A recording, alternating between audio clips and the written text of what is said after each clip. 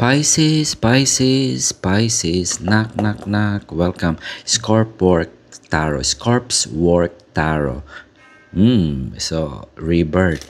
Tignan natin, August 22 to 31 yung ating reading, Pisces. So, hope everything is well sa mga OFW na katulad ko rin. So, ang daming nag-alchemy ngayon. Maraming nagpaplano.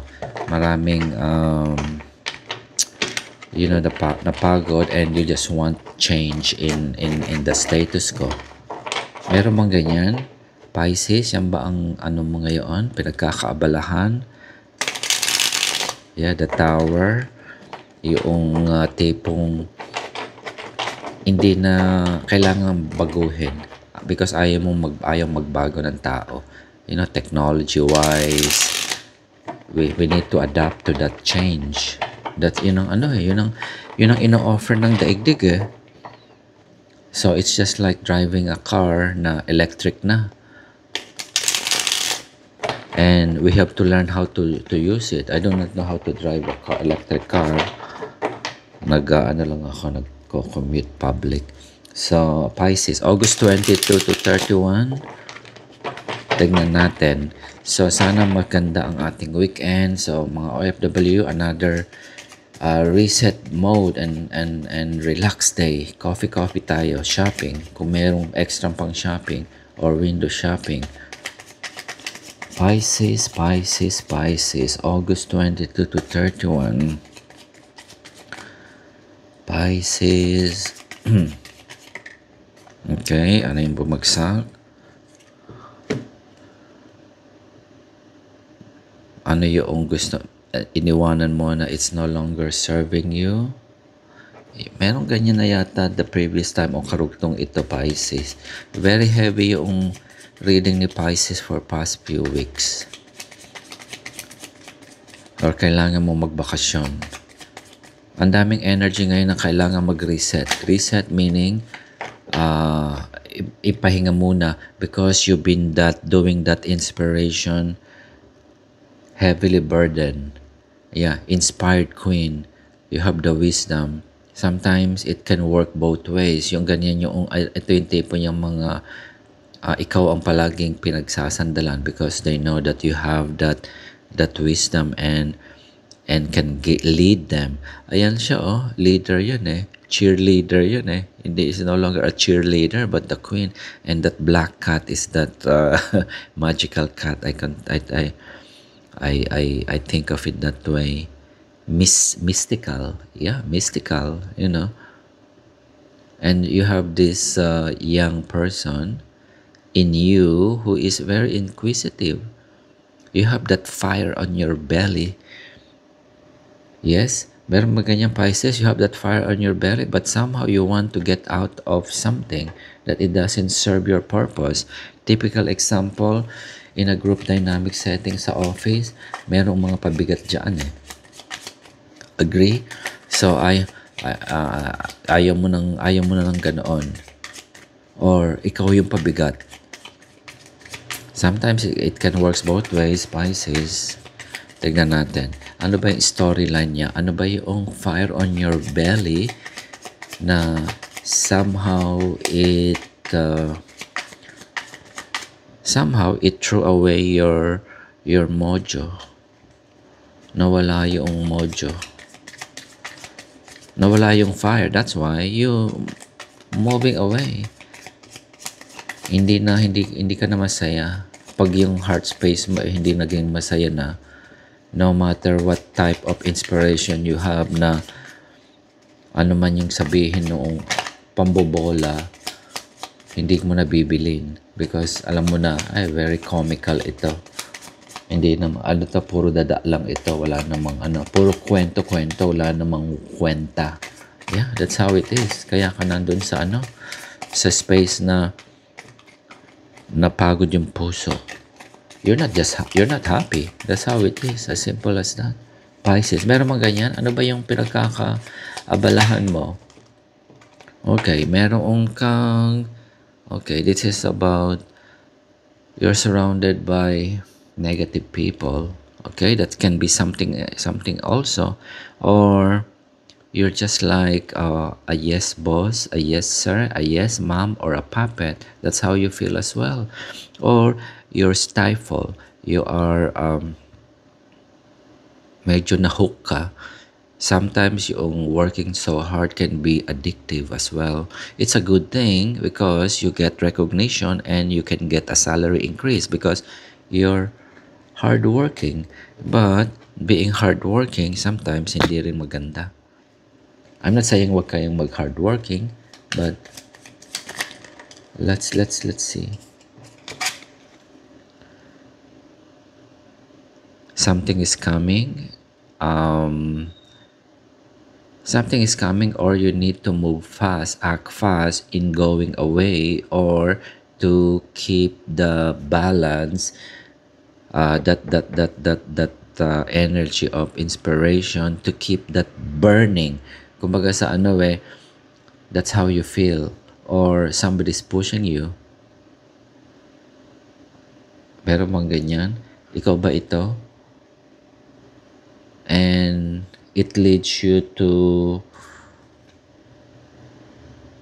unless you can contain it, it can lead to some stresses na it can drive other people nuts, or you drive yourself nuts because you're looking for a getaway, parang getaway car.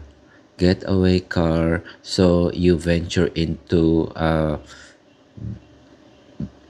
binge eating, binge shopping, drinking, party, and anything in excess, because your emotional heart space is not there. You just get tired, but you keep on doing things because you were expected to do so. What you just want now, from now, is to reconnect to yung a higher purpose mo, and to look back. I will pick this up. Okay, the Eight of Cups. You see that whatever is that light at the end of the tunnel, that's what you're searching. That's what you're searching, Pisces. And you're soul searching it within yourself. Pisces, okay, another water sign. So this is your emotional space na you're trying to connect who you are again. Again, it's like a reset again. Because you are trying to connect again within yourself. You're looking for that empty vacuum cup. You got burned out. Do you have relationship issue that drives you nuts? Tingnan natin, makikwento tayo. Inspiration. The inspiration is there. I don't see anything missing here as far as your inspiration is concerned. This is more on introspection. And this devil card, something did happen here, Pisces. Something did happen here that push you spiraling. It's either spinning, crazy spinning. Okay, that's all about the negative vibe.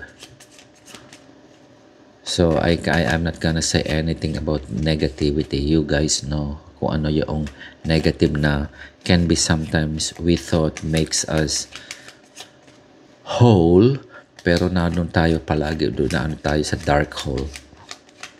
You thought that will make its escape route. It's escape route here. It's escape route. That devil is your escape route. Yeah, ay anahin ko siya dito. Hanapin natin kung ano yung escape route ni Pisces. Okay, August 22 to 31. Meron bang ganyan? Ano ba yung hinahanap mo na yan? It's not happening. Okay, ano ba yung it's not happening? What is that? What is not happening? Pisces. Expectation is very high again. High expectation sometimes can lead to uh, negative vibe. Meron bang ganyan? Is it about expectation on relationship?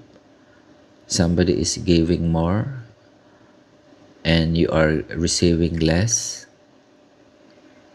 Because I see here the Queen of One. So it's all about the inspiration, the mojo in anything, in any dynamics of dealing with people. There's always that very exhausting energy of somebody just parang energy vampire na na nawawala, and your expectation is just way too high, so that's where you go out of control here. Meron bang ganyan, a Pisces? Ano ba yan? You're moving too fast, or you need to move fast, or they need to move fast, or you need to slow down.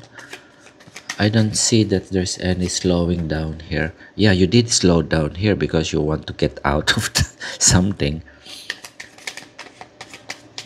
What is that? Ano ba ito? Pisces. Tignan natin. Pisces. I-shuffle ko lang po. I-shuffle ko lang. Ano ang plano natin kainin, Pisces, for lunch or dinner? Anong preparation natin? So, mai-divert ko lang yung life story. Tignan natin to. August 22 to 31, Pisces. Mas gusto ko pong ibinibigay yung card kesa pipick-upin ko. Medyo nakakapagod lang. Especially yung meron akong bagong card na ngayon ang mahirap hawakan, bigger size. So, August 22 to 31. Tapos na naman yung August. Malapit na ang Pasko, berber na ulit. Ano ba to? Yes, napagod ka lang. Pinakikita na lang dito na you're just exhausted. That fire on your belly suddenly disappear. Nawala yung star. You need to look within you. You need to look within you. Yun lang ang sinasabi ng card. You're looking for that recognition. That recognition is way too high na expectation mo. Is it related to, kung sa business ito ikaw yung amo hindi naman nila alam kung paano ang gawin yung proseso na yun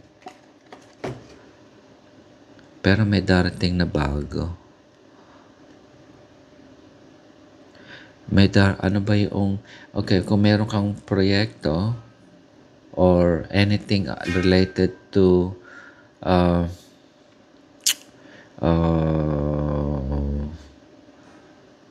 it's not working. Okay, put it this way. Yung project na stall for some reason, and you've been the source of inspiration by the people around you, and you just want to kick them out because your expectation is too high. The people around you maybe the people around you sila yung want to walk away and leave you by yourself. Is it about suffocating idea? Minsan yung passion is very intense that it can become suffocating. Kung sa pamilya ito yung tipo na gusto mong arrange yung table niya, pagkakain kompleto na ang dessert, ang kubiertos, ang sabaw, ang dessert, that can be complicated, and it drives you nuts because you're driving people away nuts as well. Meron ba ganyang Pisces? Minsan hinay-hinay tayo. It's all about the dynamics of, it's not all about you. It's not all about you. You want the star to be the star of the show, or you are the star? Well, you're not the star this time. They think you was the very devil. You're the toxic. Ikaw yung kontrabida ng istorya ng telenovela. It can work both ways. I can see here some arrogance. Is that you, Pisces? Minsan yung hangin, alisin natin. So, if you feel that you're invincible, well, you're not. That's what it says here. I just want to emphasize that. You know, everybody knows that you're looking for that support emotionally, and you can't get that. Well, you can't get that if you yourself is also not giving it to other people. I think it's coming from the space of ego here. Meron bang ganyan? Or somebody around you? That's the devil. Ito yung panabla ito sa sa emotion eh. It's a trigger of what's happening in your surrounding. You thought that you're doing a great thing, a good job, but you ended up failing them. Or they fail you. It's different storyline.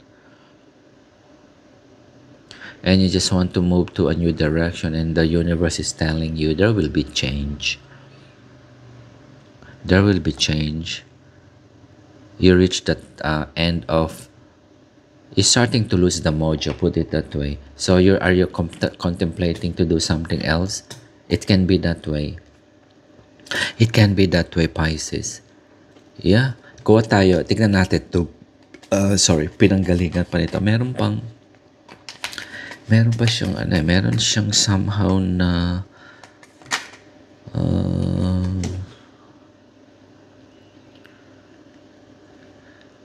a childlike inspiration.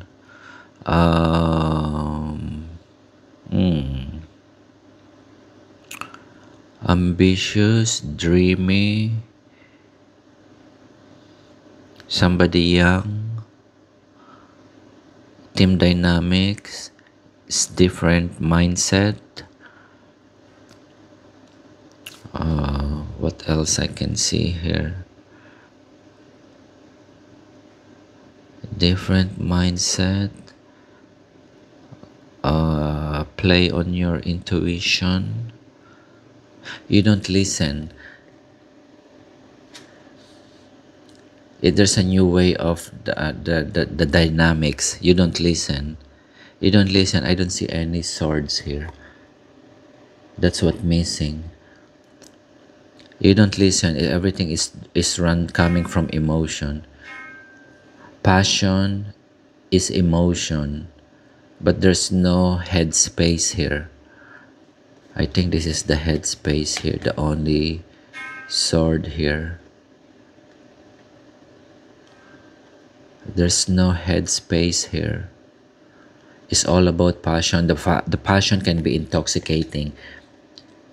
The passion can be intoxicating, and not everybody is ready for that. Tignan natin, kuha pa tayo rito. Kuha pa ako Pisces ha. Kuha pa ako ng card. August 22 to 31. August 22 to 31. Another sword here. So I have a knight and a page of sword. The communication is very limited. Meron bang ganyan? Communication is very limited and everything is based on emotion and passion. Masarap yatang kumain ng ganito. Oo, masarap yan. Sige, magluto ka. And that's passion. But nobody wants to do it. Or gusto mo lang kumain pero ayaw mong magluto. You want to eat that kind of food pero ayaw mo namang magluto. And then, pinagluto mo, merong nagluto or bumili ka, and then you're complaining, this is not what you like. Merong disconnect. That's somehow a disconnect. Because of limited communication, how you want to run things is different from the other people's perception on how they're gonna do things and deliver it to you. Meron bang ganyan, Pisces? Again, it's all about the expectation, and that drives you not because you are you got tired of that one, and I think it's a repeat cycle. It's a repeat cycle. So there's a disconnect if the emotion, but you are a very sensitive person. You know that, and you just got tired. You got tired. Everybody get tired on the situation. Yeah. So, but there's an end on at the end of it all. I think you know your limitation. You just need to reset somehow. Ito yata yung solution na binibigay sa'yo ng universe to cut whatever is not making it make ano, hindi na it's not no longer working. Maybe it's an internal to you. It's not about other people. Maybe it's coming to your heart space that you need to do. Yeah, August 22 to 31. Kuha Pisces, kuha tayo ng oracle card. Tignan natin. That's another heavy moment for Pisces. Tignan natin ang sinasabi ni Moon. Baka merong message. Message for Pisces. Tignan natin. Tignan po natin ang last message.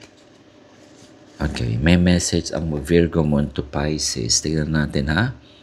Sabi dito, issues surrounding health and exercise may come to the force. Focus on your physical well-being. From Virgo Moon. Okay, surround issues on, okay, it's an issue of health. Okay, I didn't get that one here. And it affecting to your health. I think so. It's affecting your health. That makes you tired. So that health is because of some codependence. It can affect your mind space. Maybe that's the reason why there's no mind space here. You're working on your emotional heart space most of the time. So you need to take care of your well-being. So reset and walk out. Sinasabi ng universe. Pisces, August 22 to 31. So see you again. Maraming salamat po.